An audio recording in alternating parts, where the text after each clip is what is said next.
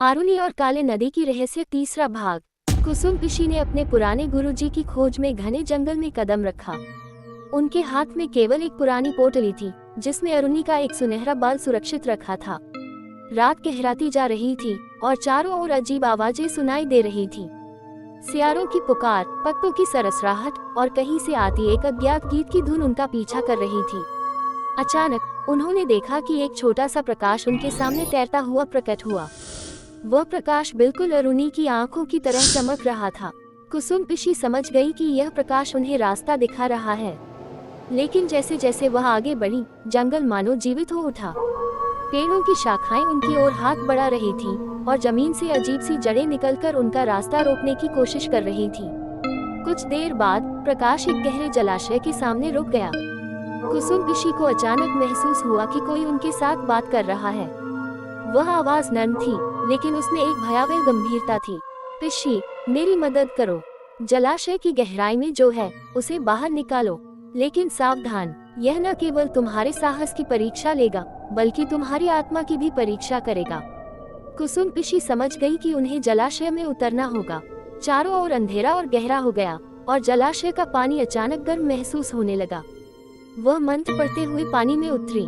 शुरू में सब कुछ शांत लगा, लेकिन अचानक पानी के भीतर से कुछ ने उन्हें खींच लिया। जलाशय के भीतर उन्होंने एक विशाल छाया आकृति देखी। यह एक विशाल सरीसृप की तरह दिख रही थी, जिसकी आंखों से काले प्रकाश की किरणें निकल रही थी। लेकिन वह आकृति उन पर हमला करने के बजाय उनसे एक प्रश्न पूछने लगी।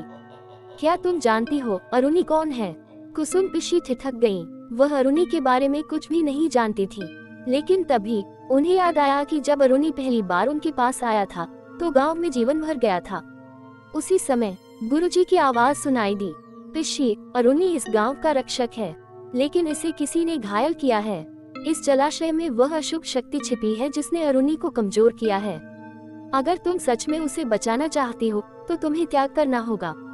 कुसुम पिशी समझ गई कि उन्हें खुद को समर्पित करना होगा, लेकिन उन्होंने साहसिकता से कहा, मैं अपना जीवन दूंगी अगर इससे अरुणी और मेरे गांव की रक्षा हो सके।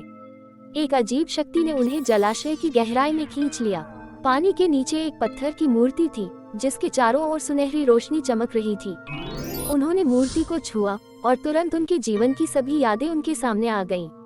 हर गलती, हर पाप उनके सामने रखा गया, लेकिन कुसुम पिशी ने हार नहीं मानी। उन्होंने समझ लिया कि उनका आत्मविश्वास और त्याग ही इस चुनौती का समाधान है। अचानक जलाशय का पानी स्वच्छ हो गया। काली छाया गायब हो गई। कुसुम पिशी पानी से बाहर निकली और उन्होंने देखा कि अरुणी उनके सामने खड़ा था। उसका शरीर पहले से अधिक उज्जवल था और उसकी आंखों में अद्भुत शक्ति थी। अरुणी ने एक आवाज निकाली और कुसुम पिशी समझ गई कि गांव सुरक्षित हो गया है। वह गहरी काली नदी भी अब मानो गायब हो गई थी।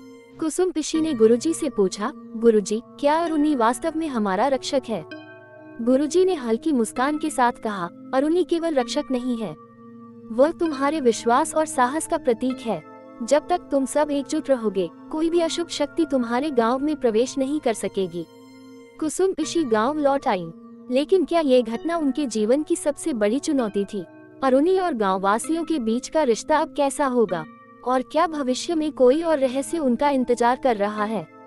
ऐसे ही अनसुनी कहानी सुनने के लिए आप हमारे चैनल को सब्सक्राइब कीजिए और पास में बेल आइकन को क्लिक कीजिए, ताकि नया वीडियो आते ही नोटिफिकेशन आपके पास पहुंच जाए। धन्यवाद।